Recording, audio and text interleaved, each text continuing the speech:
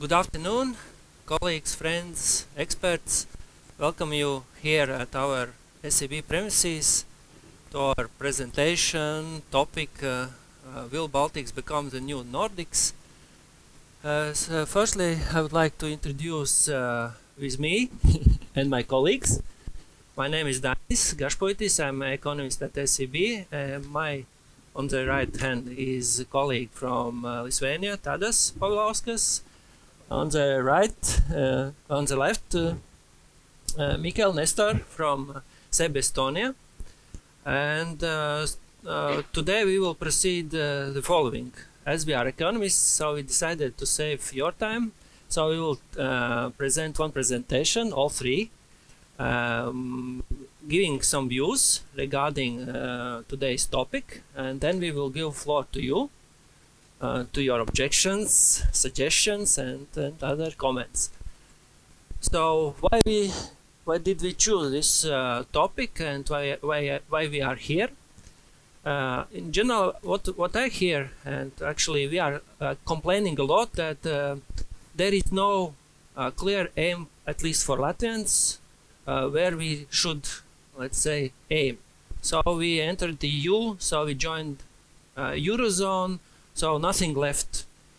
So we came to conclusion that this Nordic style of living, Nordic standards, could be our next target. And it also started in Estonia, when first what we know that Estonians sometimes, from our view, sometimes they are a bit doubting that are you Baltic state, or sometimes you are claiming yourself as a Nordic country.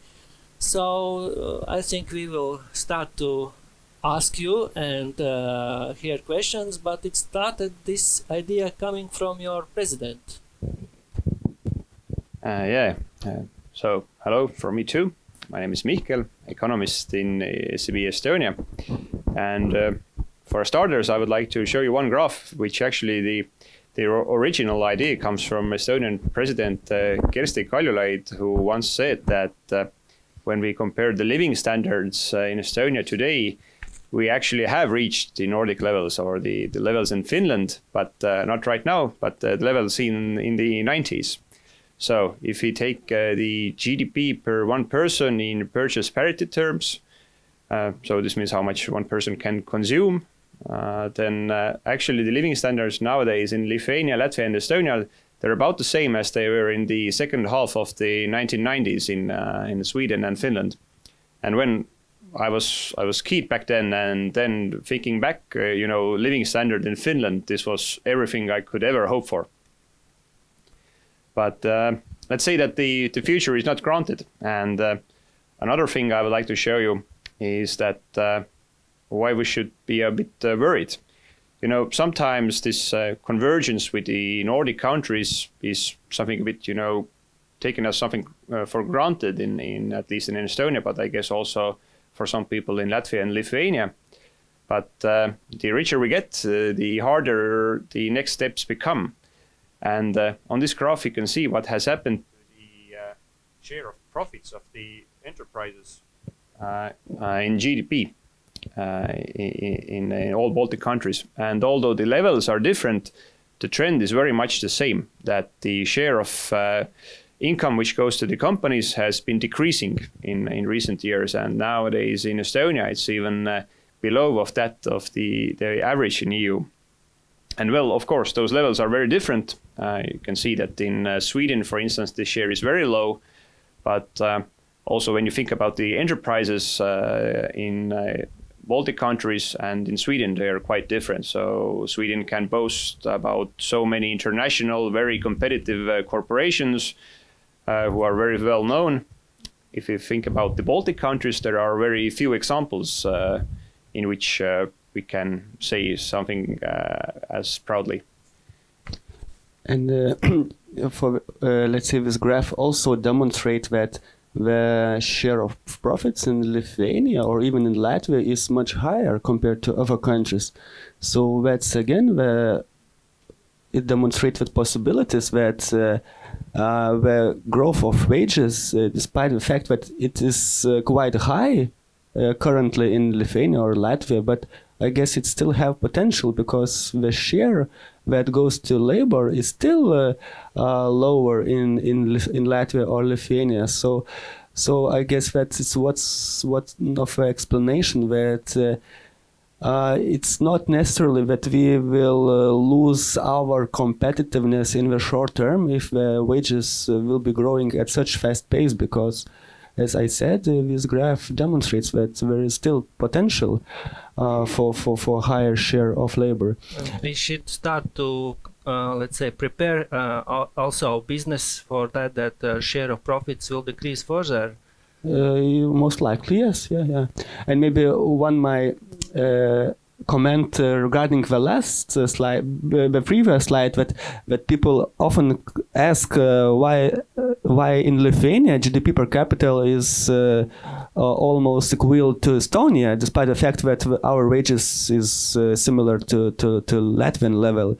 But from my point of view, the answer lies in the fact that the price level of public services in Lithuania is much lower, because our public sector employees are very underpaid, and as you know that the price level of public sectors is almost equal to the average wages, and that's the fact that we have one of the smallest budget in Europe compared to Estonia. So that's again the main reason why we are so cheap and why our GDP per capita is close to Estonian level.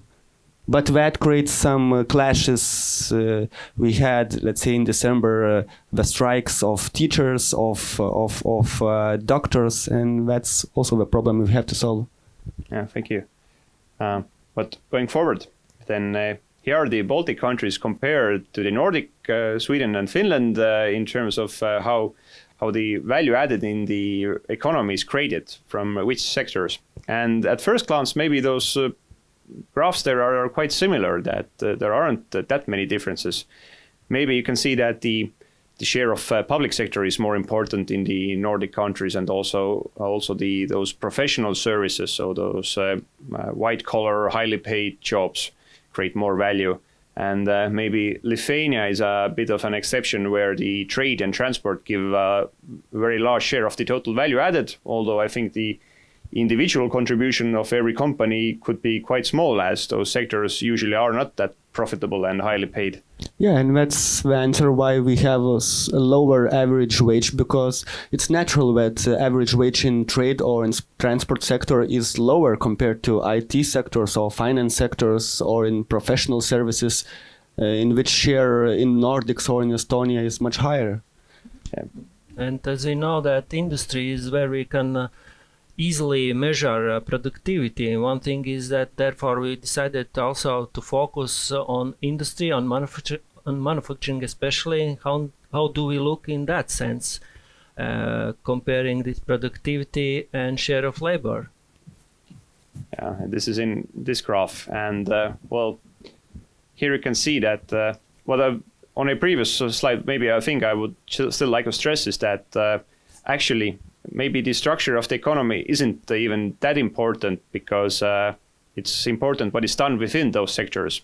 And a great example is given here, that although the share of the value added which comes from the manufacturing sector is maybe not that different in the Nordic countries and in the Baltic countries, then the share of labor which goes to the manufacturing sector is very different. And this is especially pronounced in Estonia, where almost 19% of the people are employed in the manufacturing, but the share of value added which comes from there is below 14%. And here, of course, a very good example is Lithuania. But I will let you comment on the next slide, which also demonstrates a similar tendency, is that on the left graph, it's compared the average value added which comes from the manufacturing to this average value added from the total economy. And usually manufacturing tends to be more value adding than all the other branches of the economy. But in Latvia and Estonia, this case is vice versa. And if we will see the next graph on right, then we can also see that Latvia and Estonia are this productivity level is still very low. But here maybe I would give something to say to you, Tadas, how you come that high on this table. I would say that just from the first glance, it is a positive sign that we are the first one. If you put next slide, we can see that firstly, maybe look at the right table. Yeah, we are more productive in those called heavy industries. If you take a look at chemicals, at plastic sectors, oil refining, yeah, these sectors employ not so much persons, but the value added is quite high. Of course, it's due to historical reasons. But once again, maybe what is necessary for us is global value chains and let's say how many profits are left in your company, because we have, let's say, several big plants of fertilizer production, and the tax structure also matters, because let's say to pay off dividends in Lithuania is the most attractive, as I understand from the current profit corporate income tax structure. So it means that more profits might be left in Lithuania than in the other countries, because it's more beneficial to pay out dividends than in the other countries. And when you look at the graph in the left, the picture is very different when you see the distribution of gross value added in manufacturing. And let's say when in Estonia 2/3 of gross value added is dedicated to the labor, in Lithuania just around 44% goes to compensation to employees, and almost half of it is distributed distributed as operating surplus. So that's again, how to say, maybe potential to see higher wages in the longer term in manufacturing. Yeah, but then also business should be ready to increase wages, because I think it's the main, let's say, obstacle for investment, because investors expect higher return. Yeah, and if you see that capital consumption in Lithuania is the lowest one, so it's paradox. Let's say you have lower investments and still higher profits. So if it keeps on being, I don't know, in Lithuania. And of course, very shortly, another. If you want to achieve a level of Nordics, our exports should be more oriented into higher value added products and based on high and medium high technologies. And when you just look at the green columns in Sweden or in Finland, it is much higher compared to Estonia, Latvia, and Lithuania. So it's one of the aim we have. More investments. And I always hate those discussions where people agree on everything. So I like to give you maybe another view, is that this, at least in Estonia, the discussions about this adding more value to the economy, etc., they always tend to concentrate on the technology, R&D, engineering and stuff. But to me, this sounds maybe not the easiest thing to do, to get richer. And so I present you two Nordic products, which are actually very high value added, but aren't complicated at all. So there are those small Fjällräven bags, should be a Swedish company, I think. And well, doesn't look like much. I guess manufacturing one of those could be only €5. But in a shop in Estonia, at least, it costs, I guess, around €60. So somewhere comes €50. And at least to my mind, mostly it comes from this Fjällräven brand, which is very well known. They have a brilliant marketing strategy.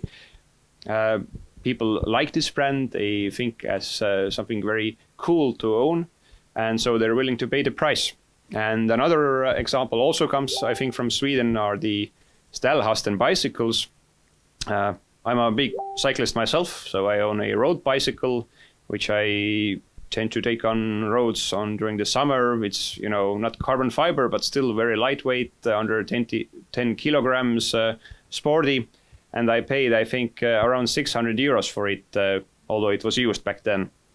The same bicycle here also costs 600 euros, but it doesn't have any gears. It weighs 17 kilograms. And, well, from a cyclist perspective, I would never buy something like that, but they sell pretty good in Estonia because, again, they have a very nice brand. They're considered to be something exquisite, elite, and people are willing to pay that price. So, in my mind, I think we should maybe think about branding and marketing a bit more in the Baltic countries. Yes, and of course, the image of country is very important as well, because I think businessmen also is perceived let's say, what kind of image country has. So in that sense also we have to invest a lot to have better brands, to see better brands, because what we notice in general that many companies in Latvia tend to hide behind other countries' brands, or that they are, let's say, housing somewhere else, housing in Estonia. Or if I can take a minute, then I have a nice example from one recent conference in Estonia where 2 furniture manufacturers were giving speeches. And the first one is a very legendary Estonian businessman who came to say that every time he goes to Europe to sell his stuff, he's always asked that you should do it 20% cheaper because you're an Eastern European company. And he was moaning a lot about it. And the next came one Swedish-Finnish entrepreneur who has a business in Estonia and said that, man, I don't know what you're talking about. Nobody asks even the price of my products because my salesmen are so good at selling them that they tell about what features these beds have and what good materials it has. So nobody even thinks about the price. And it was a very nice comparison how maybe business is taken in the Baltics and in Scandinavia. Yeah, and this brings us to the next slide, where we see that this investment in intellectual property is relatively low when we compare to Nordics. So it means that there is huge potential to increase or improve our brand's values. So I think this is the focus we need, let's say, to keep on, because what Mihkel mentioned is a clear path to what Sweden or Finland has achieved, that we are using their own brands and are not just subcontractors as we are, let's say, in Lithuania for IKEA furniture. And of course, these features demonstrate that because investments into marketing, let's say, innovations and others, they are seen in the intellectual property products, and as you see that in Lithuania, Latvia, the numbers are much smaller compared to Sweden or even Germany. And of course, what we notice that a huge part is also this quality of institutions, and what we notice that again, Nordics are doing better. That's also part of their success, and what there is also, we try to emphasize where we are lagging behind a lot and where we need to improve. But one thing is also that success of the businesses is quite relies how successful and good quality, let's say, institutions are. Yeah, from here you can see maybe that I think the Baltic countries don't fare that bad in this sense, but maybe Latvia has the worst position there. But the big story is that you just need to trust the institutions of your country. If you think that your tax office and your taxes are, they go to the right place, then you don't need to avoid taxes because this is something a good thing for you to pay them, and so on. And this table is taken from this competitiveness report, which is organized by the World Economic Forum, and it tries to measure the economic competitiveness of different countries by almost millions of indicators. And this is maybe just a good comparison point that where we are doing pretty good and where we lag. And for instance, let's take the ICT usage. Then even Baltic countries are doing better than some of the Nordics. And there are still some other good cases made. But maybe something totally another topic, but which is more and more important is the health of the people. So, for instance, in Estonia, we have now reached the highest employment level ever, also one of the highest in the EU, in Eurozone. And to get more people to the labor market seems impossible. But still, we have some people who have, because of their previous work maybe, or problems with alcohol, for instance, such bad health that they cannot come back to the labor market. And I think in Latvia and Lithuania, this share of people is even higher. And maybe this is the potential group for which we can do something to get them back to the labor market to enhance the economy. Yes, I agree. So, yes, and of course, this what we also lagging behind are skills, and of course, improvement of skills is very important, where we will talk about education a bit later, but of course, this trend, what we see in population is quite negative in all 3 Baltic states, but what is quite positive sign is that finally last year we saw that immigration starts to level out. So what we see there is almost neutral immigration. So what I hear that in Lithuania is the same situation. Yeah, but finally last week we received not final, but the numbers from Statistics Department, and finally the net foreign migration in Lithuania, it was close to 0. So it was a huge achievement for us, because in the previous years the number of immigrants exceeded the immigration by 20, by 30, by 40,000. So last year was close to 0. So it means that maybe, yeah, that improving economic conditions in our country is paying fruits. And of course we have Brexit issues, and some people really started returning home. So that's the good point. Another trend is very clear, I guess, in all Baltic countries, is the coming of people from Ukraine and Belarus into labor market. Let's say in Lithuania, the number of temporary working permits last year were not exact figures, but they should be around 50,000 So 50,000 Ukrainians already working in Lithuania. Ukrainians, Belarus, from Russia. So it's of course it's maybe it sounds a big number, but majority of them are truck drivers and people working in construction. It's maybe 4% of total, 3 or 4% of total working persons. It's still a low number, but the trend is clear, and of course it will be keeping on. Yeah, and I think we will also have to solve this problem. But as much I heard that also Estonians attracting a lot of Ukrainians. So yeah, I also don't have the exact number, but the scale is about the same. And well, we usually have this quite limited number of people we let every year in, and there are certain quotas. And for example, the quota for this year was already reached for the permits, I think, before the year got started even, because all of the employers want to have more workers from abroad. Yeah.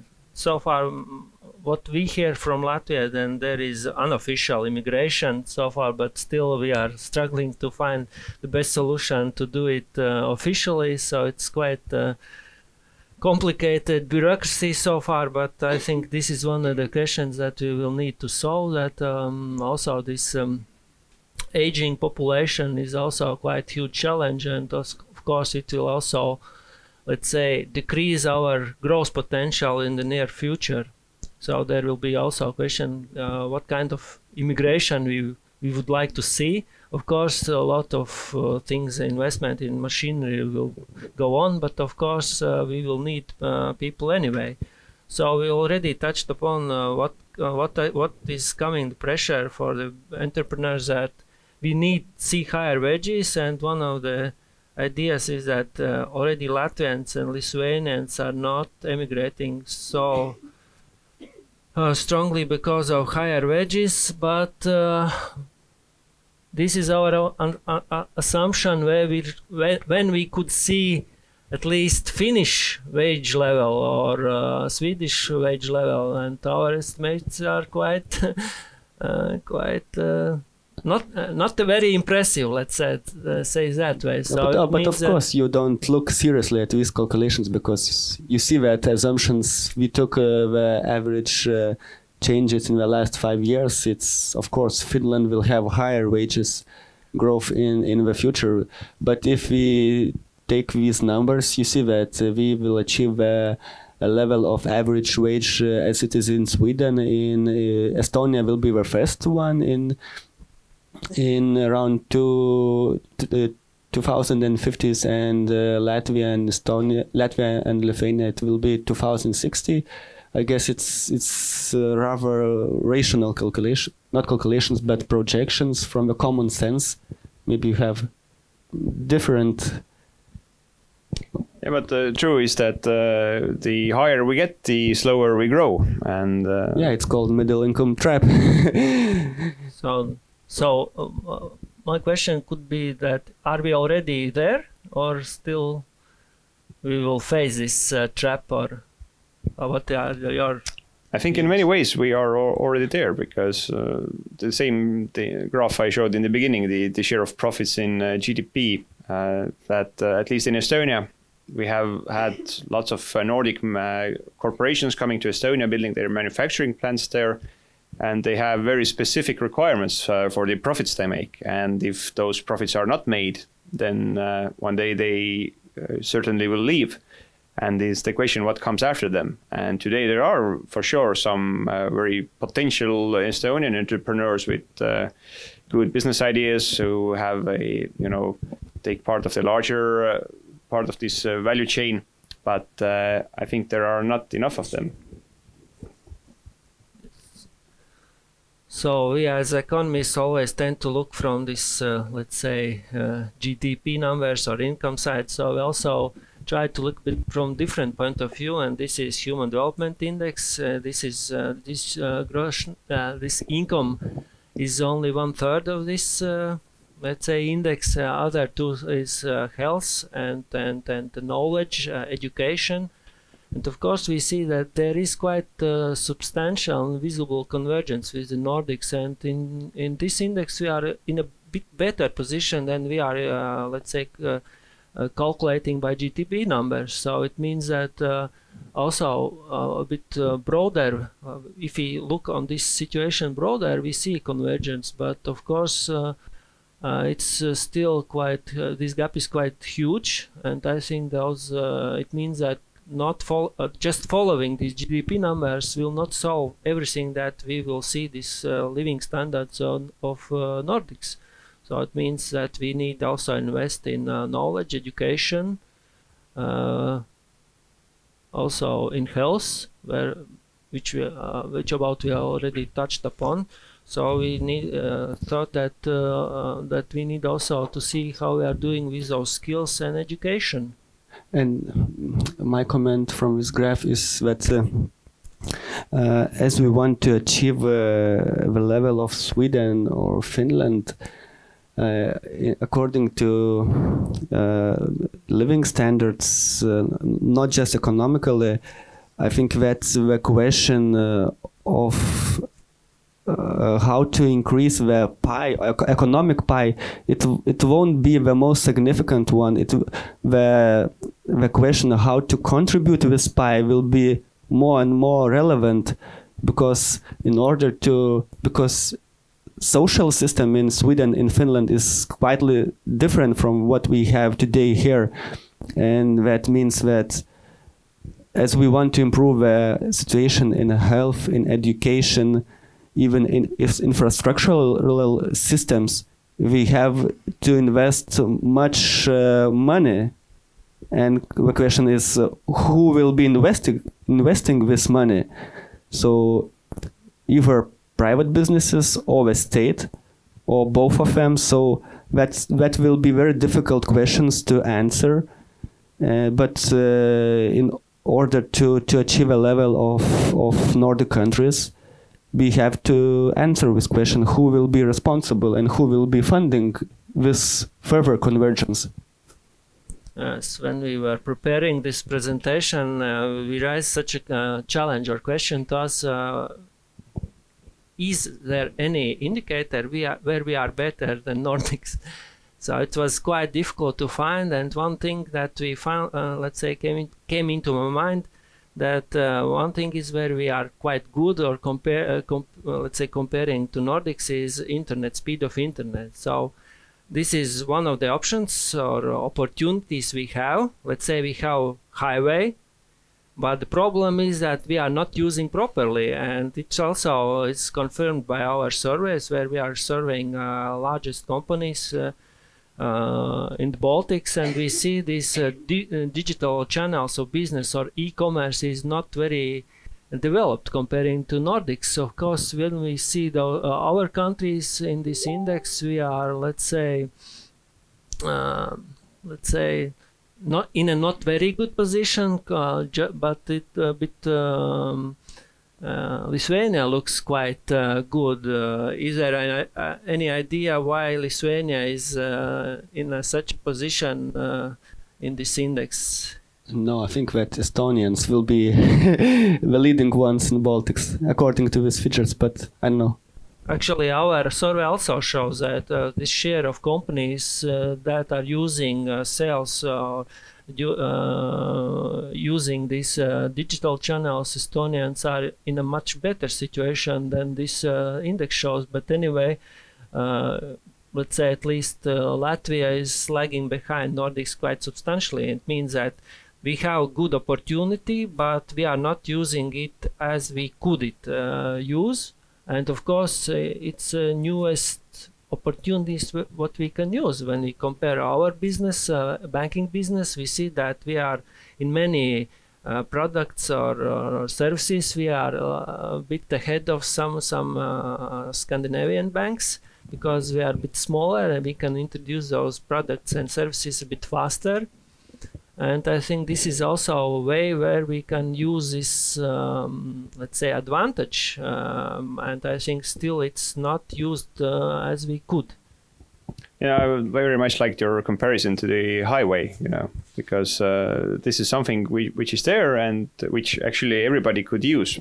Because if you look back at this table about the economic competitiveness of our countries, then one thing in which we were really bad and in which we can't improve was the market size. But now taking the highway to internet, then yes, in theory at least, the number of things we could sell is infinite. Yes, and when we look on skills, we talked about skills, and also regarding this issue, we see that we are quite active in studying business administration and law, but it seems it's not paying off. So it means that we should look what Finns and Swedes are studying, and maybe this is also, let's say, some kind of tip what we can use. Also trying to change our education system, and I think that's also the question, that it's what we see and notice here in Latvia. It's not an easy job. And of course, Finland's example shows that those results are not, let's say, in a short term. It will take some time to see those results and bear fruits.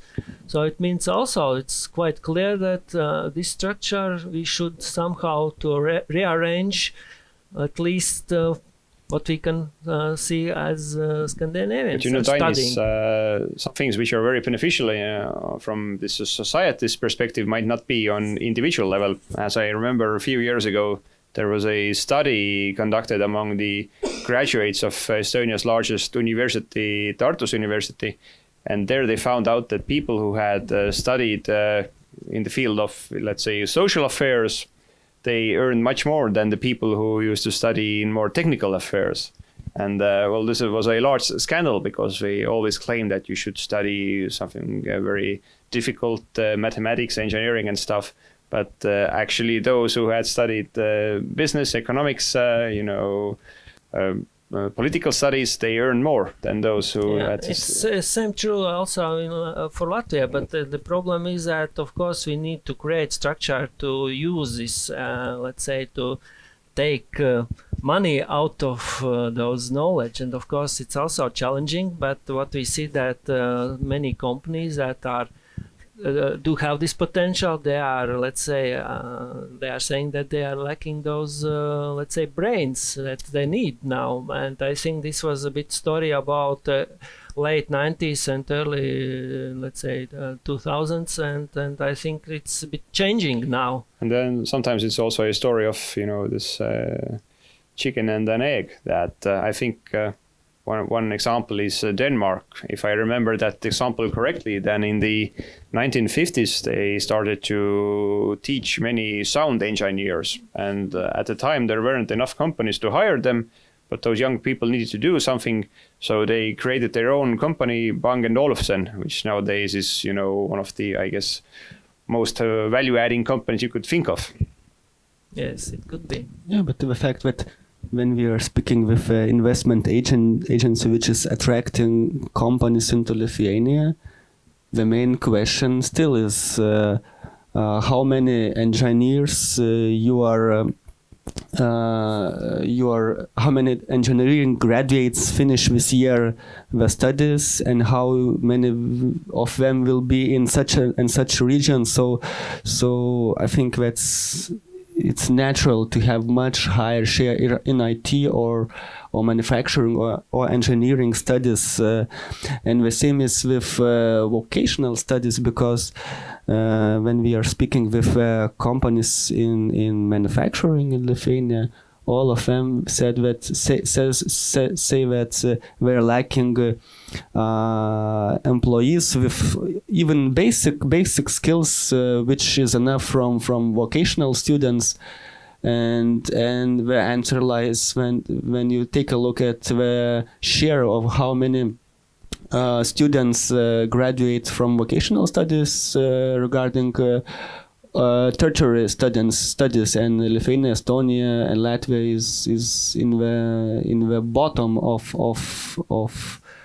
the list. So that's again, of course, one maybe argument might be said that these persons might emigrate, and we are teaching them for migration, but still that's the issue we are solving. And in Lithuania last year we had a reform of higher education, started many discussions, but what we got is that, of course, we have reduced the number of universities, but that finally ended with distribution of real estate of universities, but not with a higher level of studies. Yes, and also we tried to summarize in one slide what each country is doing to, let's say, to get further. And what we noticed that, okay, this direction is quite similar in all three countries, but also it will, what we see that anyway, always there will be some kind of differences. It means that we will be in one pace, let's say, more or less, but anyway, one country will succeed more, other may not. And one thing is that when we talk about those ambitions, that we will talk about these success stories, and a bit wanted to touch upon success stories and hear what are, let's say, how do they look in Estonia, and hear some short stories. Maybe the greatest success story is that during the last 10 years, the absolutely the largest contributor to the Estonia's economic growth has been the IT sector. So around the 40% of this value added, which has been added to the economy during the last 10 years, has come from the IT sector. But I also wanted to give you maybe some more concrete examples. And a few months ago, I asked Tadas and Dainis to visit me in Estonia, and we went to a very small Estonian town called Viljandi. It has like around 15,000 inhabitants only, so 15, really small town, but it boasts some quite competitive companies. And in the top, you can see one company called Cleveron, who's a real technological innovator. So they are into postal services. So they have had very large deals with some of the leading companies such as Walmart or Zara in Europe, where they offer different parcel delivery solutions to those companies. And nowadays their vision is that everybody of us should have this post box in our garden where a drone comes and picks your parcels. And this is a story of a real technological innovation. But at the same time, as I said, this usually is the hardest way to earn your money, to be this technological genius. So much easier stuff is below this Igloo Sauna, it's called, or Igloo Craft is the name of the company, who manufactures really quite ordinary saunas you can put into your garden, but they look very nice. They are very good at marketing. They're very good at branding. There was just, big news even in UK's media that David Beckham had just bought a sauna for himself. And when we visited this company, they were telling the story behind the curtains, how really David Beckham got his sauna. And so yes, we had an opportunity to sit for a while in David Beckham's next sauna. Yes. So we were quite happy about it. But this guy who was the founder of that company told that they had problems up until the point they were trying to compete with price. So there are so many manufacturers of small saunas in Estonia, which I think in the end of the day do about the same job, but maybe they don't look that nice. They don't have such nice features and definitely not so good branding. They ask much more for their saunas. And after they made the decision that they can ask more and they don't compete with price, their business is going upwards. And again, this is maybe yes. a very nice example of you can do something very simple, but you can do it in a very good manner, and then you can, just say the price. Yes, I would add that this guy told us how this success story was developing, because he was a pure, let's say, marketing guy, and he invested in those pictures, even thousands, to get one picture, good picture, and it paid off because this picture on the internet saw Guy Ritchie, who bought this sauna. And then David Beckham went and saw, oh, this is cool sauna, and I will buy another one for myself. And of course, it shows that not sometimes, but this marketing and brand selling is, let's say, very important. If he would save money, I don't think that it would be a success story. And another conclusion was, at least from my side, is that this is really, let's say, good company, this Cleveron. But one thing is that what I noticed that they focusing on Nordics, exporting Nordics, but they don't even consider to come to Riga, which is even very near big city with a relatively good market, but they are not, let's say, exploring those ideas. And what I noticed is that sometimes we are, okay, this export is very important, and of course Nordics is important, big market, but sometimes we also should evaluate closer markets. And I think Riga is, let's say, quite good market, and also for our companies, do not neglect also its nearest market. That I noticed that I think that's also we should take into account. So we also talked about our success stories, but as we are in Latvia, there when we were in Estonia, there would be more interesting. But my comment on this is that each country always will have their own success stories, despite what we will do in the health or regarding health system, regarding IT, R&D, whatever. The challenge is to get more success stories to let them grow big, because I think that's the main challenge. Because therefore, I think that's the underlying challenge for all three countries: how to multiply those success stories. Yeah, and some examples from Lithuania. I think that the trend is, of course, positive in all Baltic countries, that we are doing great work to in innovations and in attracting successful investments and creating successful stories. Let's see what Lithuania is paying most attention currently is one is fintech sector. Maybe you heard that in the end of the last year we Google Payments received e-money license from Lithuania. Revolut banking also received a license. Where the interest in Lithuanians financial regulation sector is very interesting from outside. So that starts creating new jobs. Some people say that it is quite risky thing to attract fintechs and to increase the risk in financial system, but we will see. And I think it's also giving a positive impact to real estate sector.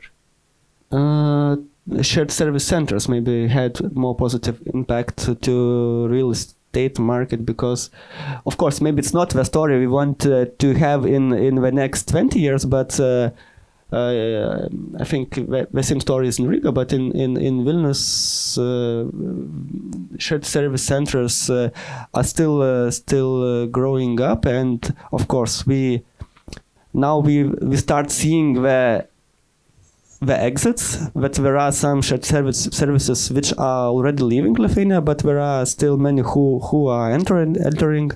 The latest example is Moody's will base their research team in Lithuania, about 200 persons.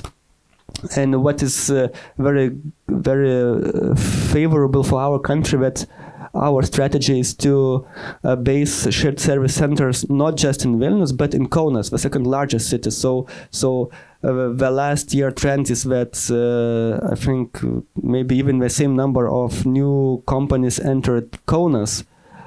So that moved the water of residential property market in Kaunas. So that diversification is of course good for our country. Next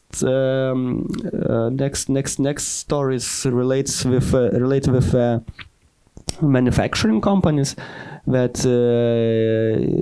very beneficial years were 2017, when we attracted Continental and Hella. These two German companies, they are doing greenfield projects and around 100 million per company. So it's the ground for the further development of engineering sector.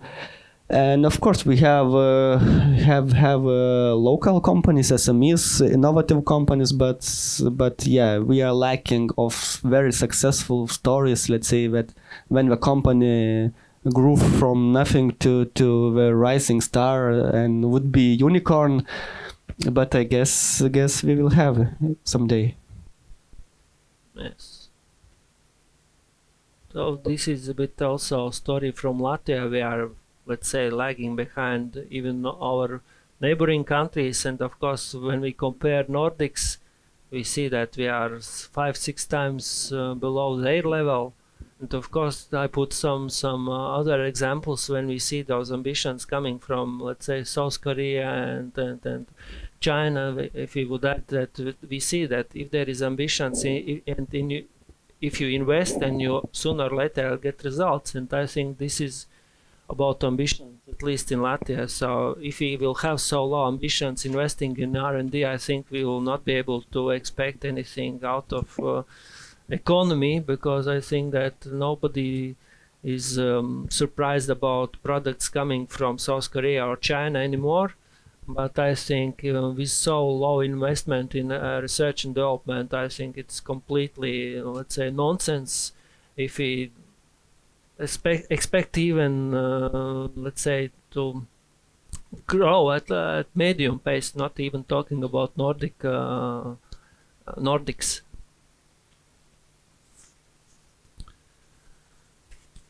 So we are in a conclusion phase, so we're starting to conclude. So you can start to think of your comments and maybe just to, if Dainis was very pessimistic about the RD costs, then I saw that you had a high share of graduates in the business sector. Maybe they will become very successful marketeers. So instead of doing some very difficult R&D stuff, engineering, they can instead build coaches like those. I think there is one manufacturer of this those small coaches in Latvia who's doing pretty well. They are smaller, but still look very nice. So anyway, my conclusion how to maybe catch up with the Nordic countries would be that we don't always have to overthink the business we do. So we don't have to be the inventors of the next revoluting innovation in the technology sector. We can do something very ordinary, very similar to things which are already there, but we can do it better, we can market it better, etc. So there is a huge potential we can also use. And another thing is that we already touched upon that smaller companies need to grow bigger to have resources for more research and development, and therefore we need also diversify resources for financing. And of course we as the bank understand that the sources of financing for micro from SMEs companies should be broadened, and let's the graph demonstrates that in Sweden, in Finland, the possibilities to attract either equity capital or debt capital is much easier, and assuming that venture capital, other business angels, they provide financing, and that helps to increase innovation, that helps increase investments, and that's the way we have to be working on. And of course European Union, our countries, in case in Lithuania, of course we are working that SMEs should be financed, and not just by the banks but by the capital markets.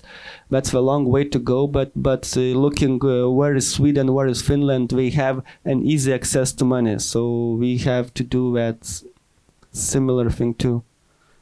Yes, and the final slide that what we conclude now, at least now at this situation, that it will take time.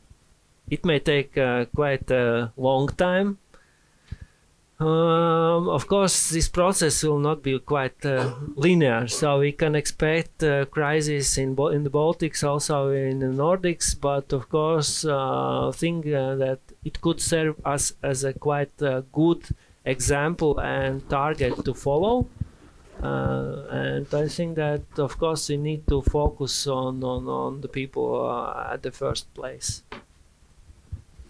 So this we also managed at the promised time, so we can open floor to your comments and suggestions and opinion, maybe things we didn't include in our presentations, what is missing. So the floor is yours. Yes, hello. Firstly, thank you very much for the discussion today. My name is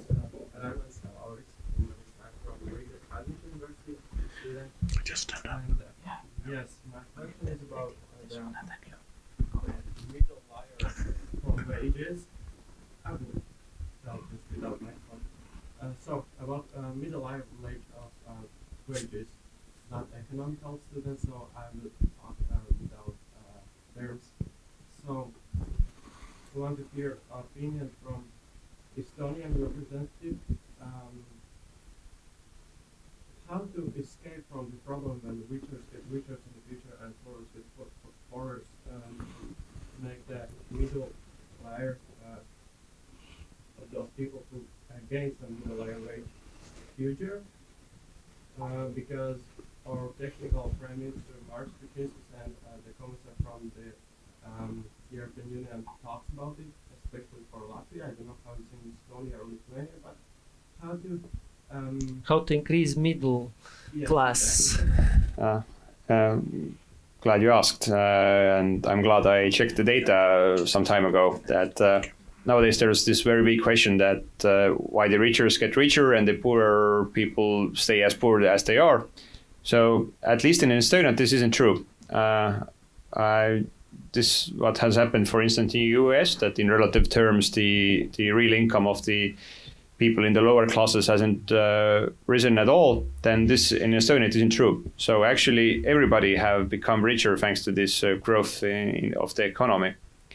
But the question is that could we somehow see the movement that more people are like rich and less poor, right? Well, in relative terms, I think things will not change ever, because relatively always there is somebody who's poorer, but in absolute living standards, I think already today in Estonia we can say that our this median wage, so of which half earn more and half earn less, is about 1,000 euros. And I think when compared to the world outside, not in the Nordic countries, but let's go more to the east and this kind, then we live a very good life. And I think this is something we should be more proud of. And specifically, maybe which tools should change? Maybe from what the representative, which tools should we, let's say, reform or something without taxes? Maybe that's in the future we may taxes reform quite often. And what should we do then in this case? The problem is the structure of economics are in general that we need to change, because a lot of people still living in places where was job 30, 40 years ago, but will never be in the future. So they need move towards where the job is, and I think this mobility will be questioned. And of course, question of mobility depends on how, let's say, easy it will be done, or and of course this housing programs should be developed in the future, and of course issue of skills, because what we hear that vacancy rate is growing, but in general we see that there are quite many people that could be able to work, but they are not they are missing their needed skills, and even if they have skills, these jobs are a bit in a different place where they are living, so and they are not able or not willing to change their living place. So it's also a little bit challenging. Therefore, we also talking about this territorial reform to somehow to let's say changes where resources are concentrated, and also give more opportunities to people in the regions, because we see that still the share living in the countryside in Latvia is roughly, when you talk in numbers, roughly 200,000 that should move somewhere in the to the cities when we compare Western Europe standards, how big share is so living maybe, in cities you know, and Latvian government, instead of supporting regions, should support people to move away from the regions to Riga. Of course, in the countries, in the Latvian case, is where is countryside and start the city is quite blurred, because it's, you know, we are a bit, sometimes the only one city is let's say perceived only Riga, so others are cities or countryside. That is very common practice in Lithuania, that businesses are gathering people from other cities, and people are driving 50 kilometers to the larger city, but that depends on the motivation and the willingness of the people to work, because as Dainis mentioned, that the main problem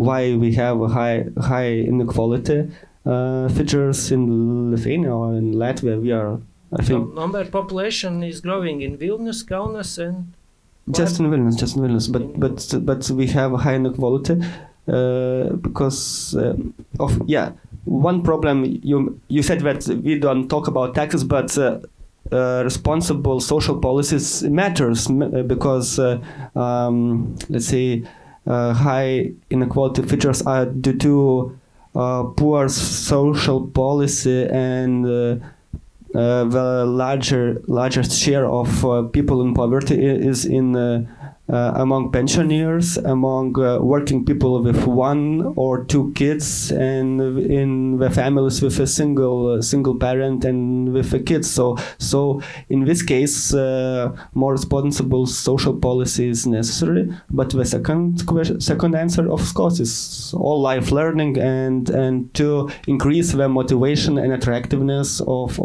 people in district areas to work. Okay, to conclude your answer, that solution for that problem might be just education, mobility, and a social policy, something like that. With easy words, of course. Mats, there is question, so you need to throw microphone. Yeah. Are you ready? Thank you. My name is Dainis Gašpuitis. Maybe some people know me. I will not explain much more about myself, but I think you have here a quite right conclusion. Our main natural resource are the people. I even would like to add that not only people, but educated, motivated, cost-effective people. And saying this, I would like to underline that I found some paradoxes in your presentation, even being here and seeing it the first time. Because as it was in one of the slides, there was mentioned that Latvian people are most interested in IT and, let's say, business and such sectors to get education. They were even first among Baltic and Nordic countries. And Lithuania stayed behind, but at the same time, here in this IT and communications, you say Lithuania stays behind, and at the same time, where in another slide, I think it was before, Lithuanian people were most most effective in IT. I say not in internet cell in internet. Let's say, and Latvians stay again behind. That's why question is what does this say?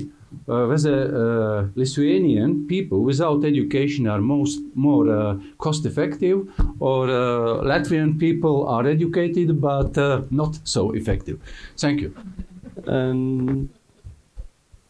No, because as I mentioned, I doubt the correctness of this e-commerce index, and just e-commerce is not IT sector. Is just one of a. It's related anyway. It's related. People are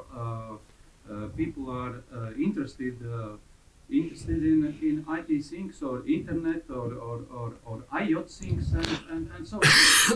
You can have, even as here was said, you can have a road with most fast internet. At the same time, if you don't use, you are not effective. Cost effectiveness is low.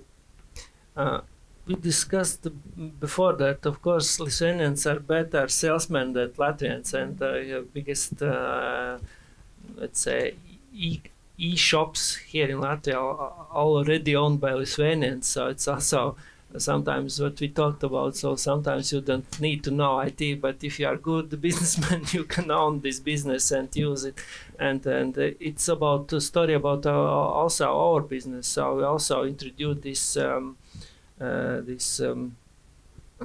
Access to this internet bank ID, smart ID. Yes, of course, people were not used to it, and it was quite, let's say, not very welcomed attitude in the beginning, but now when we are start working with the people, so they are using, and it's also part of the business how to get used people or society to your services. So it's again investment, but I think that in IT, Lithuanians are attracting a lot of what we talked about, that they are a bit more open towards immigrants and other. But immigrants are not IT. Very few of them are IT specialists. I'm not very optimistic about our better position compared to Latvia or Estonia in IT sector, because our IT sector's gross value added in economy is the lowest one. The average wages is also smaller compared to Latvia and Estonian IT specialists. So I'm not very. I wouldn't say that we are the most, let's say, best value for the lowest wage. Yeah, hello everybody. My name is Tadas Povilauskas and I'm from Ministry of Economics. And among other interesting things, we do take care about long-term labor market forecasts. And taking this opportunity, I would like to show you one picture, which I find particularly fascinating. I don't know if the people at the end can see it. It's basically, I have plotted here the average wage levels and the number of vacancies throughout the economy.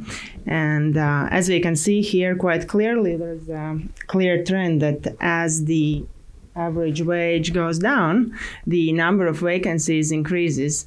Therefore, one could draw the conclusion that as soon as employer is capable of paying a wage which is a little bit above the average, and it contributes to the overall growth of wages, the problem of missing labor market is kind of decreasing significantly.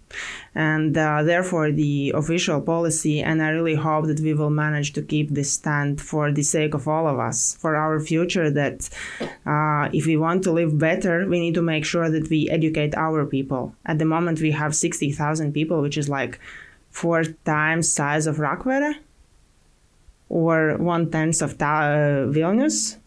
Like, you know, we can really do better than that with educating our people, rather than just opening our doors wide open to people who could contribute to the cheap labor we are not wanting to do ourselves. One graph I sometimes show also to the people in Estonia is that we have had lots of discussions about the fact that there are always so many talks about the lack of qualified labor. But if you put onto the same graph how much the different sectors say that they lack people and the value added of that sector, then yes, there is a clear trend that those sectors which are high value adding, they don't have so many problems with the employees, although they should be the ones who would actually then say that we don't have enough qualified people.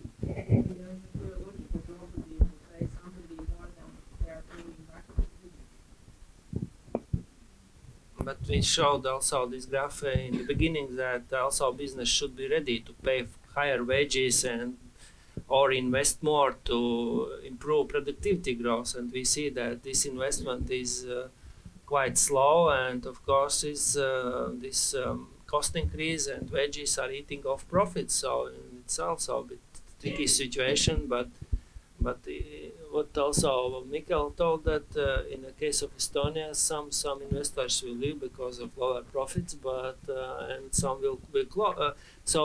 will have to close because of lack of labor. Because this is something it's a normal process. Maybe not normal, but not very pleasant, at least. But we will have to go through this.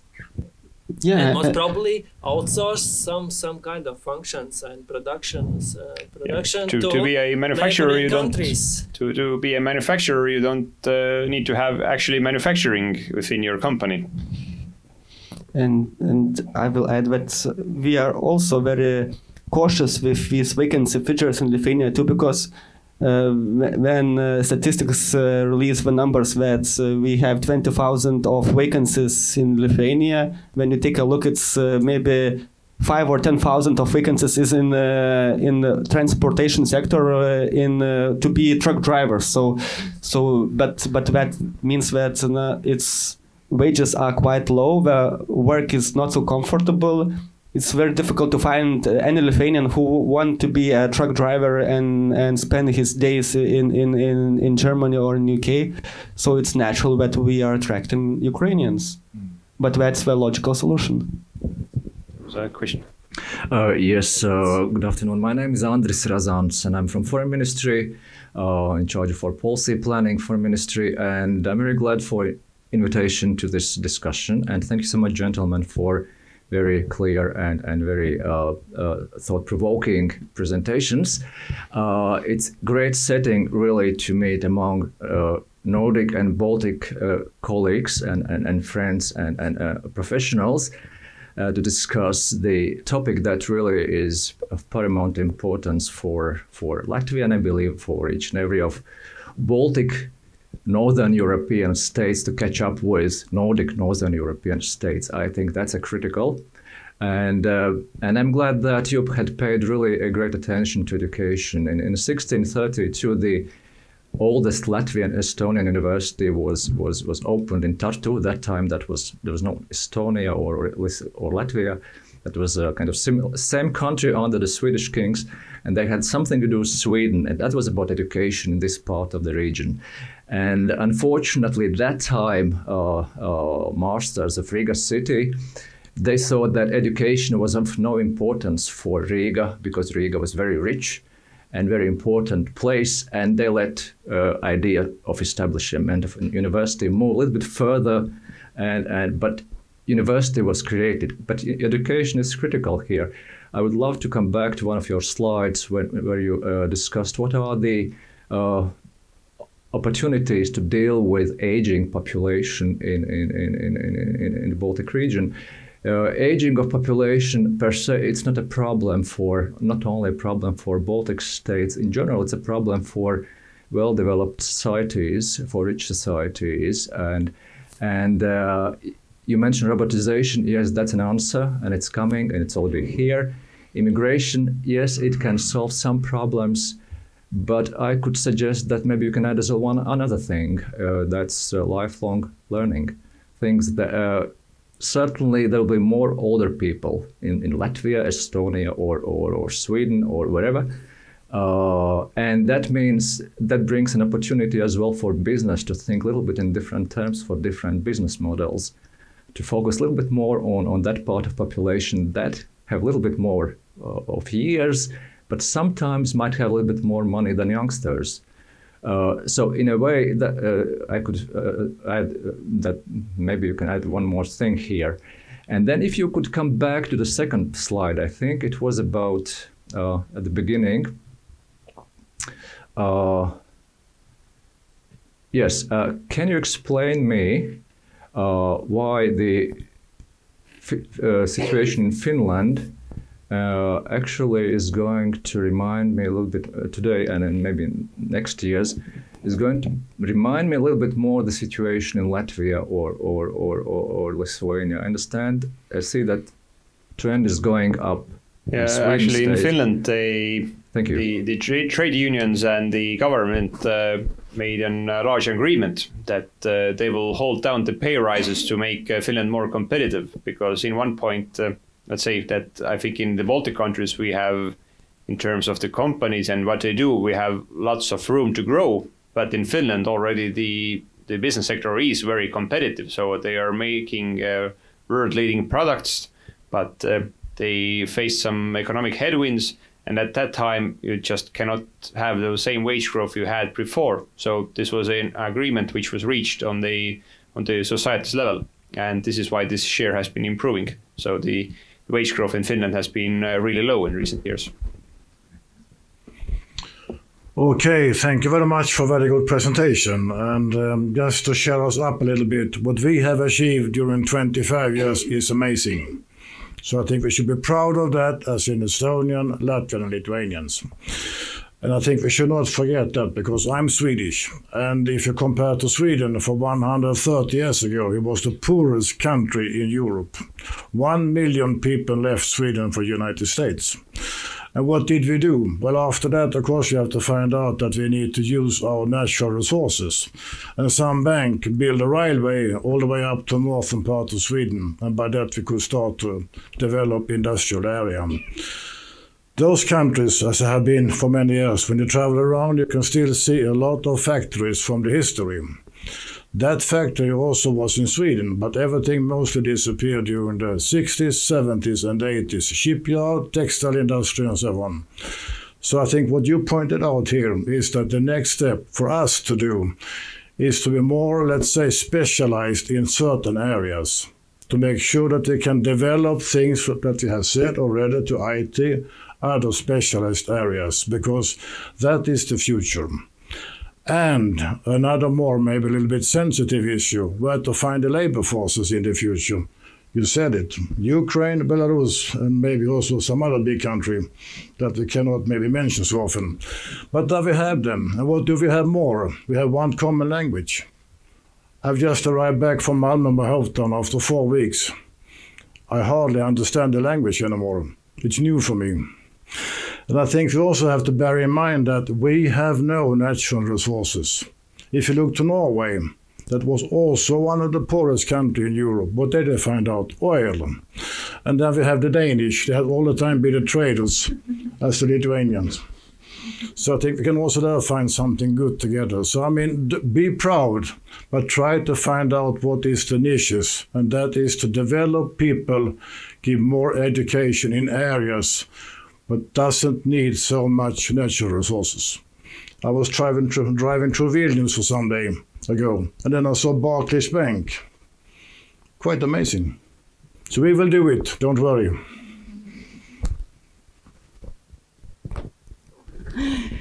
Okay, thank you. My name is Ines Stepiņa. I'm from Employers Confederation of Latvia, and thank you very much for this presentation, which exactly is in line with the mindset of our organization as a national social partner that we are, let's say, advocating with national government. But before having a question, I will have a comment probably on that. One of the aspects probably which is not really covered by macroeconomic figures as we see here. These are I'm a political scientist, so I'm not, let's say, financial expert, but rather look at how the society is working. And what we see from the figures, economics is like measuring the temperature of the patient that is having. But the question is why we have such a figures, which is as a result or as an outcome. So my question would be rather on the input to the economy, and from a perspective of having a question, what is the difference, how the structure of economy or the labor market is being organized in these countries? What is the difference? And the question is there a difference? And what can economists do about it to analyze the difference? My point here is that if we are talking about convergence with Nordic countries, that one another aspect that we see from our side as employers organizations, having a contract with Svensk Näringsliv in Sweden, having contact with Finnish Industry Confederation in Finland, or Dansk Arbejdsgiver in Denmark, we see that there is another aspect, that these organizations as social partners at sectoral level have a certain role in organizing the sectors, the labor market, all the aspects that you were talking here, lifelong learning, social security system as well, and wage policy at sectoral level. This is not just setting a minimum wage at the national level and hoping that economy will be or problems of economy will be tackled. So my question is, can we have much more in-depth analysis in the structure of how the labor market is being organized in Nordic countries, let's say? Here I'm talking about collective agreements, role of sectoral collective agreements or enterprise level agreements, which at the end, as we understand and as we see, brings the right balance between those who earn and those who have an impact to the profit, meaning employers and employees.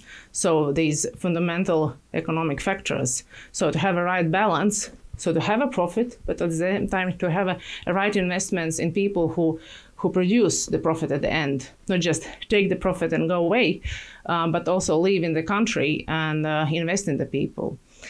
So this is a broad, I think, aspect that we as an Employers Confederation Latvia, we are looking for to see examples and good examples and experience from our good colleagues from Nordic countries. How do they contribute to the formation of economy, formation of labor market?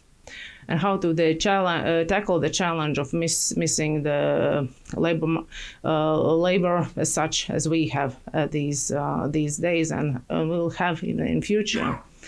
And as to the question to the economists, can you have an analysis probably in the future, also from a figures perspective, what is the impact of the sectoral collective agreements agreed at sectors in these countries, in Finland, specifically in Sweden, in Norway, in Denmark? How do they tackle these aspects of setting the wage at the appropriate level, to have the appropriate level so that the benefit is on the side of employer and the benefit is on the side of employee, so that it is interested still to be and preserved in this country, not to emigrate, as we have the problem over the decades in the EU 10 countries or EU 12 countries. So can we have this analysis also from a statistical point of view? I think I quite recently read one analysis on the collective agreements and its impact on the economy. And I think the main conclusion is that this the main impact it has is how the profits which are made are shared within the economy. So how much goes to employees, how much goes to employers. But in overall, I would say that their role in the economies will go down. It already has decreased and it will go down further, because I think back maybe in the beginning of the last century, when those contracts just became in force, then the environment, the climate has changed very much. So nowadays, just thinking about my own country's labor market, I don't know if it's even necessary, because the employees already have so much bargaining power. And in case of Finland, they have had so many problems because of the fact that their labor market was over-regulated by such contracts, which they have made this situation a bit better. But I'm not that sure anymore if it's reasonable to agree on a collective agreement and that a hairdresser can't work on Sundays, for instance. I can make one comment on that. I think it's also very important when we compare things, what we compare with. Because, I mean, the Nordic countries have a long history in different ways. I mean, if you compare that with Ukraine, I think you have another view. Because, I mean, if you want to achieve everything today, it's impossible. It takes a long time. When I was starting to work, 1971, it was some years ago.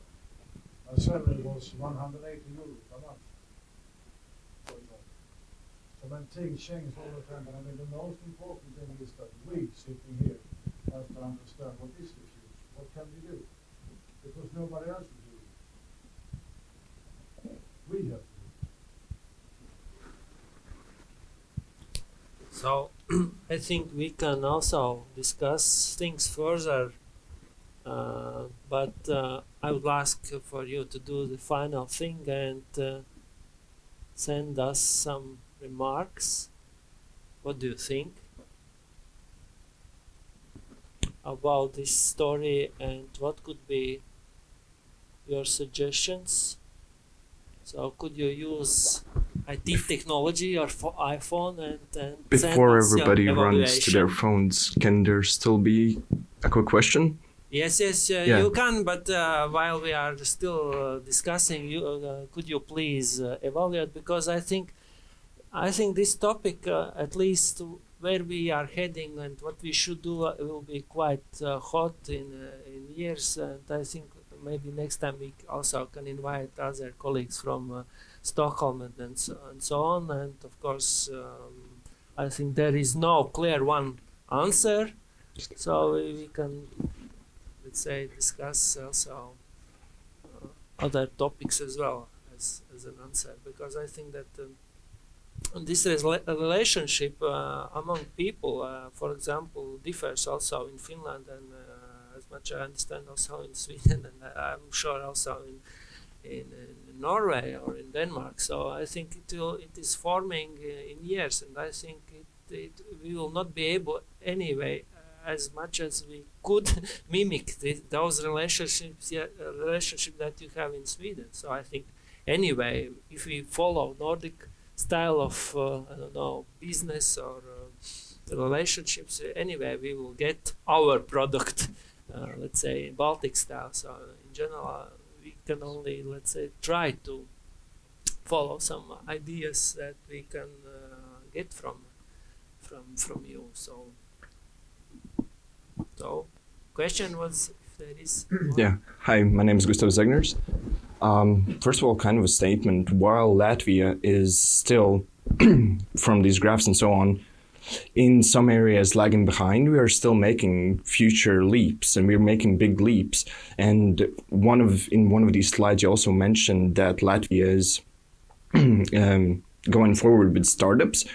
And with Lithuania, a lot of these things are connected with fintech, but in Latvia also a lot of these startups are connected with fintech or financial technologies, and we're moving forward through that.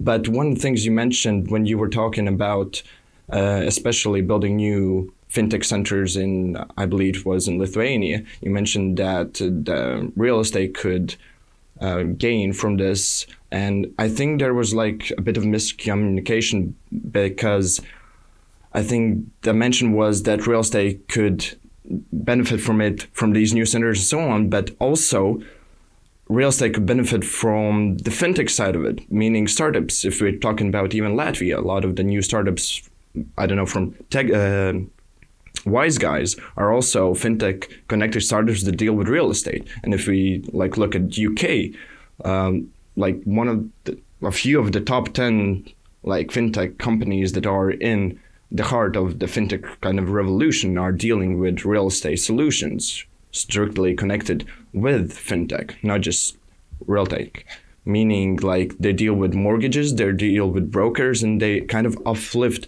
the whole field of real estate while still being connected to finance and technologies. And I just wanted to hear some of your opinions on that. Thank you. I think the idea was that those shared service centers are giving well-paid jobs, and those employees are buying new apartments. Those, of course. Yeah, but your thoughts are very correct. That both fintechs create new jobs, but both fintechs work with real estate solutions. And I guess even we in SEB Innovation Center in Lithuania, we have a fintech which is create some solutions for real estate, real estate sector. So I think that we are very open Baltic countries, and that, as you mentioned, that we should look forward, and I think that Baltic states and our young society is looking in the right way. They see that IT sector, that all these new solutions regarding innovation and technologies, they will be the leading the world in which data processing, data management, data collecting will be essential. One thing that I just want to say, that's also regarding one of the previous questions that was in the start, meaning with the IT and the e-commerce fields. You remember there were like 2 slides and 2 graphs. And the person said that like while the education in different countries are different, the stats are in kind of a paradox, and I think there's not like a super clear like correlation between like the education of e-commerce and IT fields directly connected with business, meaning a lot of these like companies, especially in Lithuania, and also the whole Baltic countries, while they are moving forward, a lot of these newer companies, they're not strictly driven from the educational perspective, meaning they have gained the knowledge and the ability to work and make business and grow these fields from their personal knowledge and learning on themselves and working in those fields, not just studying that. Because if we're talking about the current state of education in these newer fields in marketing, e-commerce, and so on, these are huge fields that are growing and growing hugely. But if we're talking about the systems that are placed right now in especially Baltic countries, they're not compatible with the current market situations. The people that are moving forward in these fields are people who have been either in the industry for a while and understand it, or newer people that just go into it without education. Because if you create a program, and the program should teach everything that a new entrepreneur or student or graduate should know to enter the field, there's still a lot of lacking because the field is so new and growing and changing all the time. So I think that's just another thing that I want to share. Maybe you could share your ideas about this. Thank you. So, in my opinion, of course, it doesn't mean that you are studying something that you will be good businessman, and that we can also produce a lot of scientists, but if there will be no infrastructure, how we can materialize and market those inventions, and of course it will be useless. They will be only not office, but well-paid office, not laboratory workers. So of course, therefore we try to make around to talk about from different angles. But anyway, education, okay, of course we can attract or ask Belarusians or Ukrainians do IT work for our companies. But anyway, we need also education system that is preparing enough specialists for our, let's say, future economy. It doesn't mean that we will have a lot of companies in that field, but of course this is part that we need. And for example, one good example from Lithuania, I think maybe it's similar to you in Latvia, that let's say currently there is very popular courses of programming, and the state is compensating part of these expenses. Let's say now we are compensated for unemployed persons, but I think that one of tool to improve people's skill is to make such courses for free for people just to learn programming after your main work. Yeah. So, okay, is there is final question? Final statement. Yeah. I think there's one area that you have forgotten in the presentation, and that is tourism and green tourism. We have three wonderful, fantastic countries, Estonia, Latvia, Lithuania. And when my friends come over here, the eyes getting bigger and bigger. We don't see it because we live it. I mean, we have everything in place, we can just organize how to show, and that will increase very quickly GDP. So thank you with this final comment. So I think if there is any questions or comments, so please after this let's say. So okay, thank you.